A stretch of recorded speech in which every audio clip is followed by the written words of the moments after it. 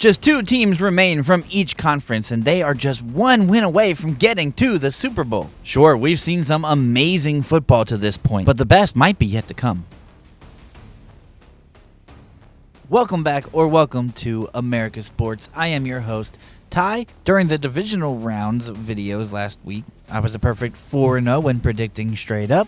I was 3-1 against the spread and 2-2 against the over-under. Although I picked Seattle to win, the Niners played much worse than I thought they were going to play. Like, much worse.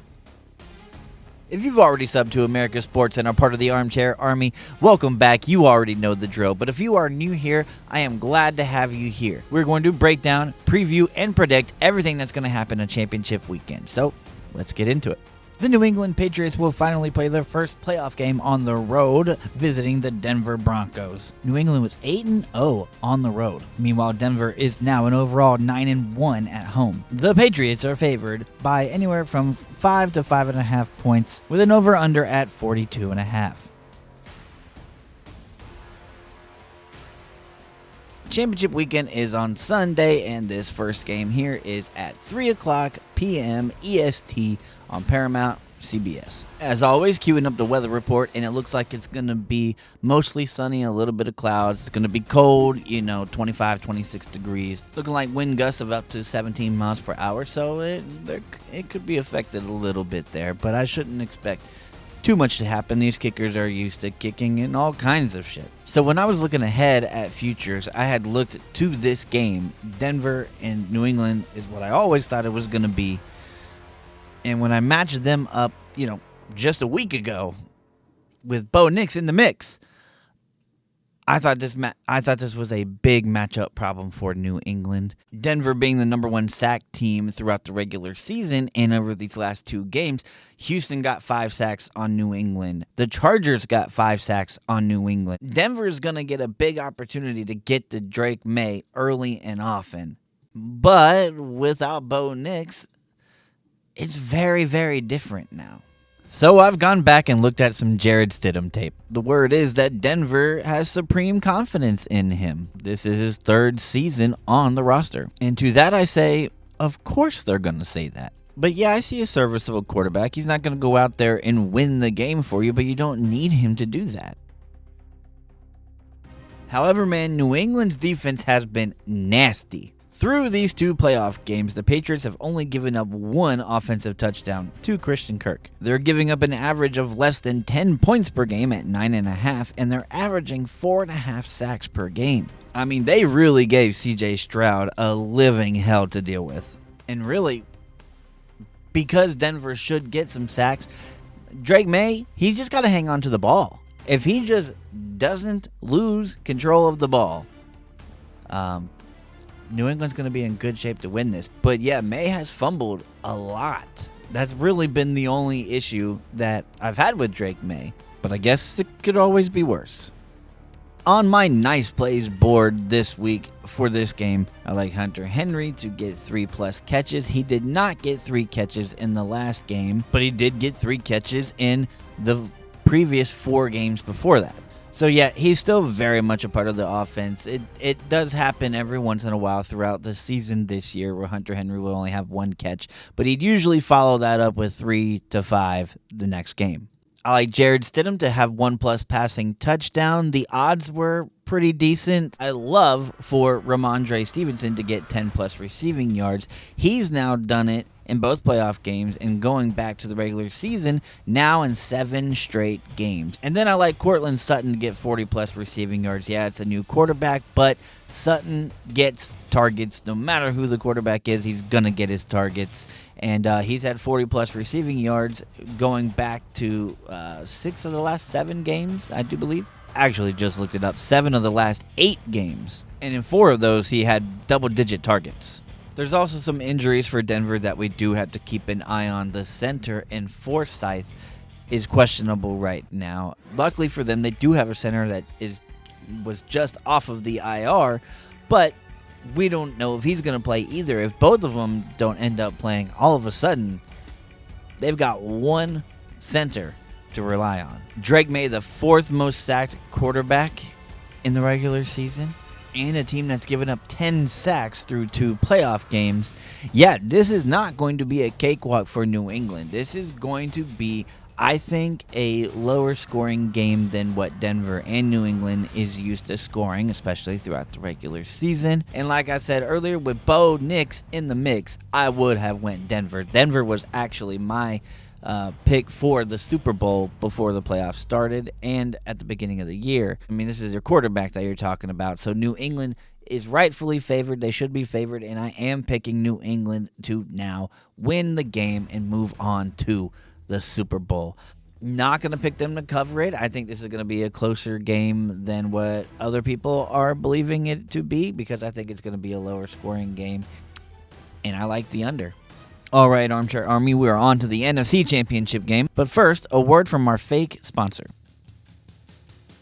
Have you ever wanted to eat real American-made flapjacks while watching real football? You can by buying these tactical flapjacks.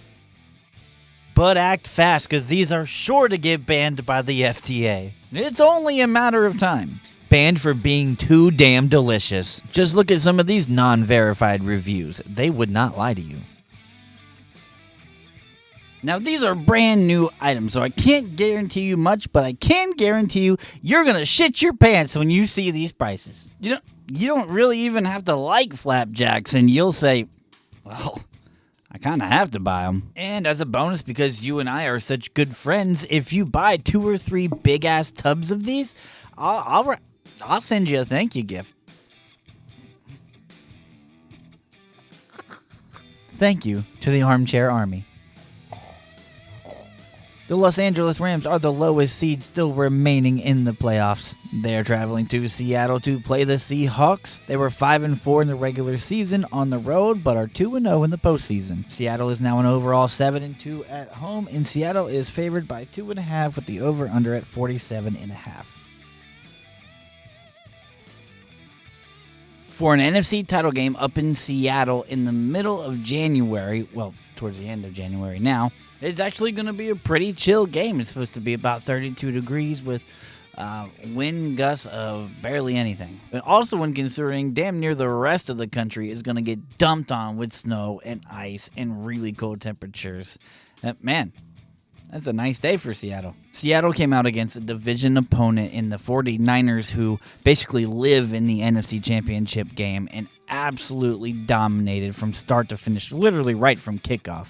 And then a tale of 2 teams here.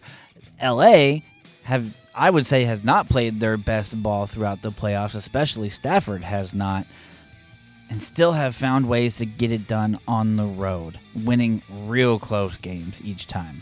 So both of those, even though were very different tales, can be positive signs for this game. LA hasn't played their best ball yet, and Seattle is peaking right at the right time, and they get another division opponent at home.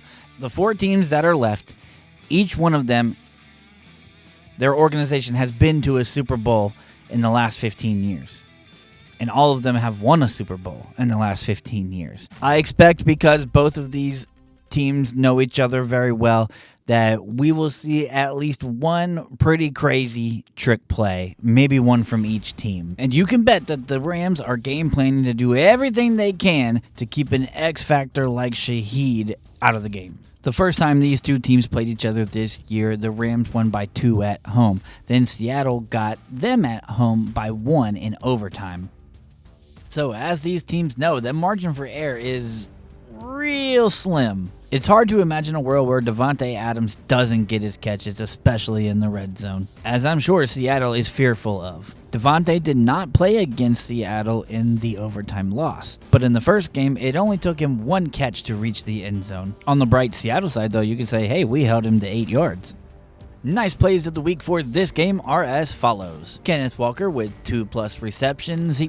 He's going to get those 2 receptions. I also like Cooper Kupp for 20+ receiving yards, because he has done 20+ receiving yards in all but 2 games this year. And then another one I really like is Kenneth Walker with 60+ rushing yards. LA has been generous in the postseason at giving up rushing yards, and Kenneth Walker had a big game last week, but Charbonnet is out and they're very thin at running back. It's going to be on the shoulders of Kenneth Walker to get the job done in the run game for Seattle. I like wide receiver Devontae Adams for 3+ catches.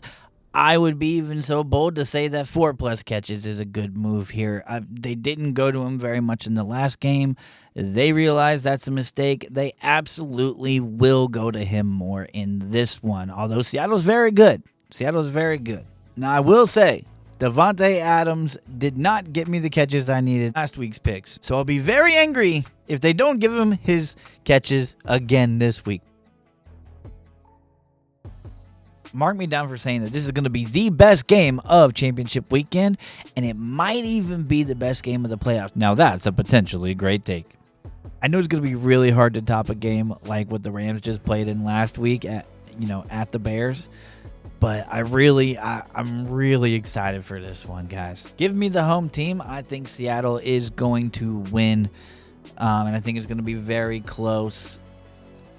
I'm afraid to take those points because I know how close it's going to be, but I'm going to say they cover it anyways because they're going to end up winning by 3, maybe 4. Though, Stafford is a Super Bowl champion who has been there and can erase that from happening.